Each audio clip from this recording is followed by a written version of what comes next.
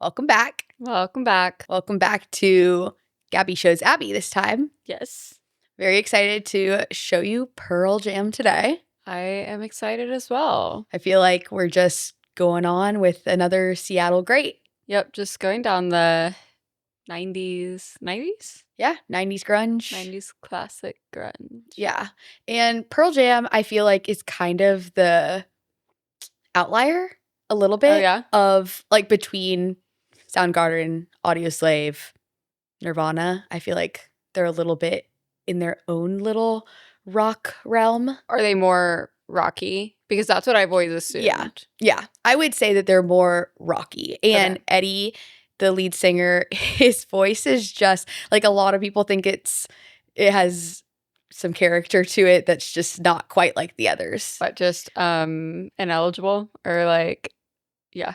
What do you mean? Like, can't tell what he's saying. Oh, well, because yes, like I've seen the memes. You know, I've seen the videos that are like the YouTube videos. The YouTube videos that are like just over what he's singing, like trying to figure out what he's saying, showing like different LinkedIn bio names.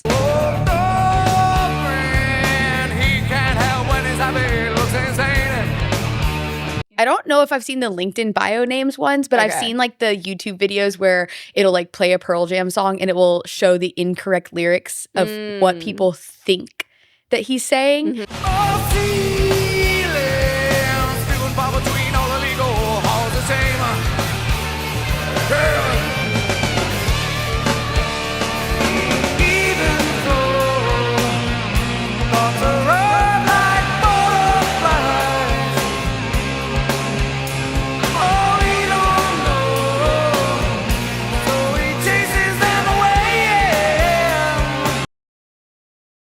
Because sometimes you can't really understand what he's saying just because of his like singing accent, I suppose, which actually he's not even from Seattle. No. He's from San Diego. Oh, okay. But then he obviously moved to Seattle and like became a part of Pearl Jam. But I wanted to tell you something that I think that you'll really, really appreciate about them.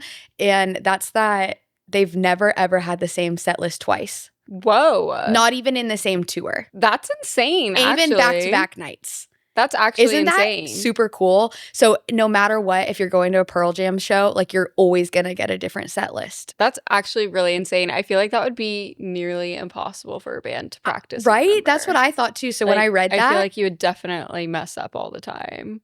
Well, maybe he just sings what he wants, and that's why nobody knows what he's saying. Yeah, he's just mumbling up there. No, literally. It's like I make up my own lyrics to every single song ever, Me so too. it doesn't really matter. Sometimes when we're singing to each other, I'm like, we're not saying the same thing. Yeah.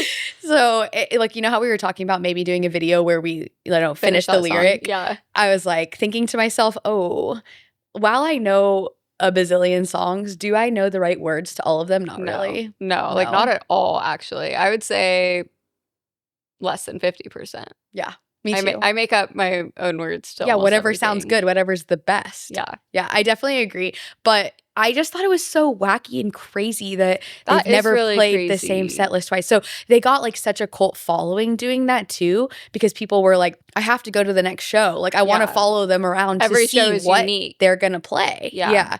I mean, because like such a first world problem, but there's bands out there that I've seen them multiple times throughout different years, and the set list is the same 5 years later. Honestly, that's so upsetting, and it has to be so boring for the band. Yeah. You know what I mean? Yeah. I don't know. I guess it's a 50-50 because we complain when they play new stuff sometimes, but then also we complain if it's the same. Yeah. So I think that we just can't be pleased. We just can't be pleased sometimes.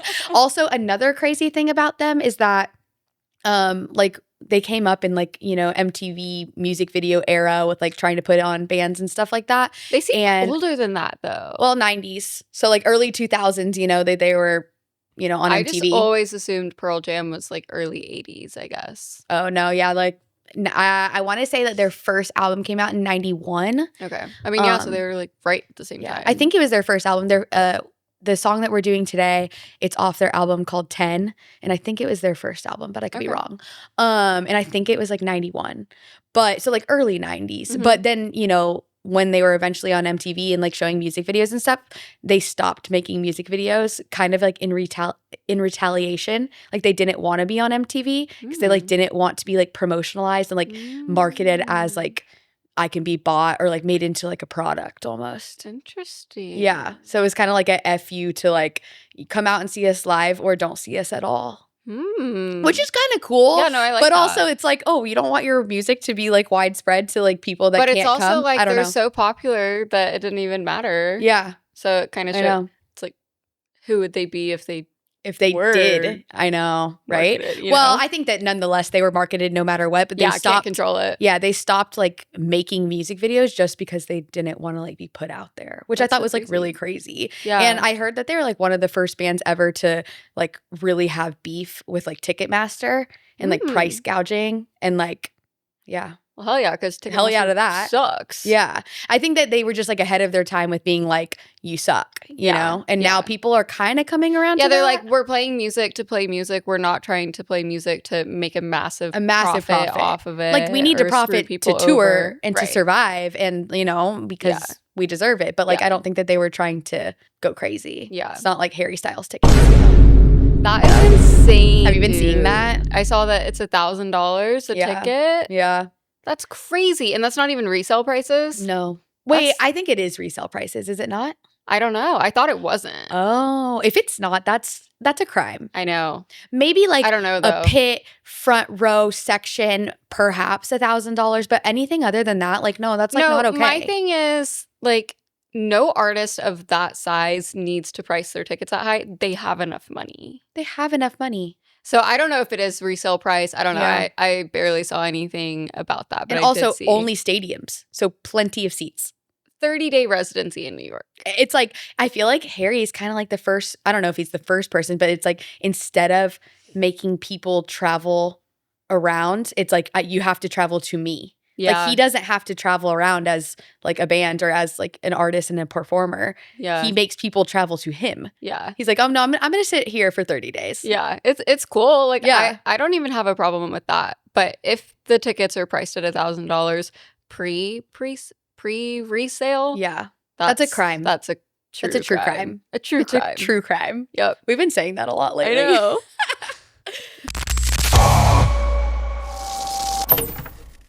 Welcome back to Heartcore. I'm Gabby. And I'm Abby. And today we are listening to Pearl Jam. And this one is? We're going to listen to Black, which is one of their most popular heavy hitters of all time. But just let it be known that I have this age-old debate if I want to show you the popular song or a popular song or my favorite song. And guess what my favorite song name is? What? Rats.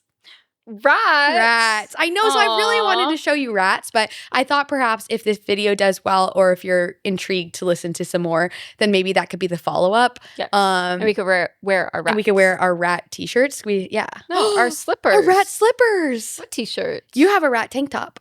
I do have a rat. I do not know where that is, but yes, I do. Yeah. No, we should wear our rat slippers for sure. Yes, that's what I meant. Wow. Abby got me rat slippers for Christmas one year. Yep. And they're amazing. They're actually... But they never get to come out to play. No, I know, but they're punk rats. Yep. They're just incredible. You have to see them to believe it. And piercings. What else do they have? Yeah, they have all kinds of crazy stuff going on. But anyways, like I wanted to do Rats, but then I was like, everybody's going to say, like, why don't you show her something larger first, probably? So you can't win. Yeah, can't win, but this is a good place to start. And then hopefully we can do a follow-up and... Totally. Wear Rats. Rats. All right, this is Black.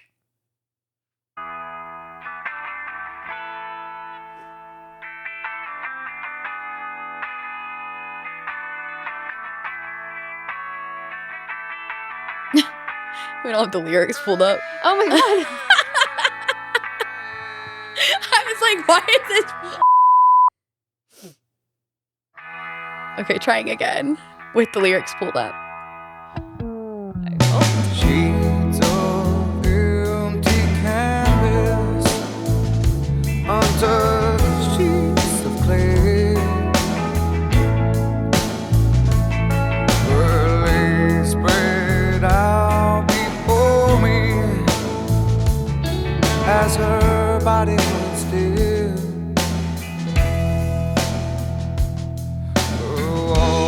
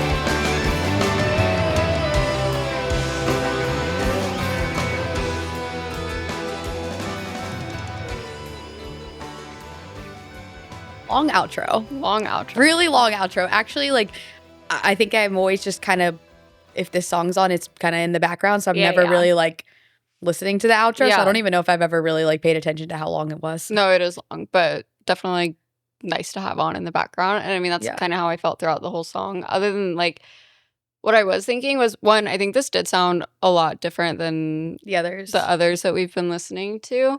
Not in a bad way. I still liked it. And I also like that, I feel like this has been a common theme with the whole genre that we've been in. Like, some of these songs are just so straightforward. Yeah. Whereas I feel like a lot of the bands that we listen to, it's like, oh, what could this mean? And then like, what could this mean? And sometimes it's nice to just have, you know, a cut and dry song. Like, this is what it means. This is obviously what it means. Clear storytelling. And you can like hear the anguish and like yearning in his voice, and I really, really liked that. But yeah, like, I mean, those are my thoughts. Like, I wasn't like blown away or anything. I'm vibing, but like, that's I think that that's like a fair feeling. Yeah, you know what I mean? Like, the first time I listened to Pearl Jam, like, it's not like I was like, it's not how I felt about Tool. Yeah, you know what I mean? It's truly not. But I don't know. They've always just been one of those like background bands for me that, like, I don't know. I grew up listening to them. Like, my friend group in high school, like all the guys I hung out with, like they always had Pearl Jam on. And so like it was just always in the background for me, like silently like being there, but me not even realizing that I was really a fan until like one day, you know, as we were talking about music or whatever, it's like, oh, actually I am a pretty big Pearl Jam fan. Yeah, because I didn't know you were a Pearl Jam fan until we started talking about this genre of music, and I like mentioned it, and you were like, "Oh, I love Pearl," and I was like, "Really?" Yeah, like I was just like kind of. I know it is kind of like random, you know. Like, I don't feel like the other Seattle bands is like random for me. I do kind of feel like Pearl Jam is kind of like the outlier. Yeah, because this doesn't like real like it's not really the same as those. It seems. Yeah, it's like lighter. Well, I don't know. It's lighter sometimes, and then also, it's just, to me, it's more rock. Yeah. I don't know how else to describe it other than it sounds more rocky as well. I definitely agree. He does still have, like you said, like that yearning in his voice that like I think really a lot like of them have. And I also thought you would like the lyrics that said like tattooed everything. I did like those, I was like that. Sure. I thought you would really like. Yeah. But Rats is a bit heavier than this. Like this is more like I don't know. To me, this song like feels very intimate. Yeah. The other one's like a little bit more aggressive. Okay. But like their discography kind of goes all over the place. Yeah. You know, like there's a little bit happier songs than this as well. There's songs that he pronunciates. Pronunciation is a noun, and sometimes people will mix up the pronunciation between this and the verb pronounce, pronun. So the second syllable should have the vowel and not the ow diphthong. Pronunciation. Well, and there's songs that you have no idea what he's saying. And I think I feel like this, like I didn't get that bit. You had no problem. Yeah. I do think if we weren't watching with the lyrics, I don't know if you would know everything he was saying. Yeah, maybe not. But that's because his voice is truly, it's just so, I don't know. I think he just like gets lost in his own words. Yeah. In a good way. Yeah. Also, he's just like letting them fall out of him instead of like really saying them. Yeah. They're literally just like coming out of the mouth. The other thing is that I love like the piano background of this one. I feel like you don't like really hear that often. Yeah, I didn't even honestly take note of it. Yeah, like next listen around you'll have to hear, because I just like think it's really pretty. And yeah, it was it was a pretty song for sure. It definitely is something that I would like to just have playing in the background. Yeah, and like I would just be chilling. Yeah, I think that we should listen to some other ones that are like, they're not even meant to be funnier, but they're funnier in a way. You know what I mean? Mumbling so much. I just he'd be mumbling. And then also like we should watch one of those videos together. Yeah. Where people make up the lyrics for him, because it is like really silly. Yeah. But he is so freaking talented. Like the whole band is talented, but Eddie himself, like he really does have a beautiful, beautiful voice. Yeah, I really liked his voice. I mean, like I said, like you can really hear the yearning in his voice. Yearn of it all. And it's just like very like shaky, but like in a good way, not like shaky. Like like he's raspy-ish. Yeah, like he's not totally raspy, but he does have some like he just knows how to like make his voice move. I don't know some, how like else feathering to say in it, like Post Malone does almost. You know how Post Malone like kind of like makes his voice like shaky. You'd be like, no, it's just us talking. Yeah. Okay, well, I'm glad that you enjoyed it, and I can't wait to show you Rats. Yeah, I'm excited to see Rats. Good. I'm excited to wear my Rats. I'm excited to wear my Rats. Well, guys, let us know if you have any suggestions for Abby to get more into Pearl Jam, if you think there would be anything quite up her alley, more than this one, even though she liked it. And if you think Rats is a good sequel. Yeah, and thanks so much for watching. As always, if you enjoyed this video, make sure to show our button some love, and we will see you on the next one. Bye.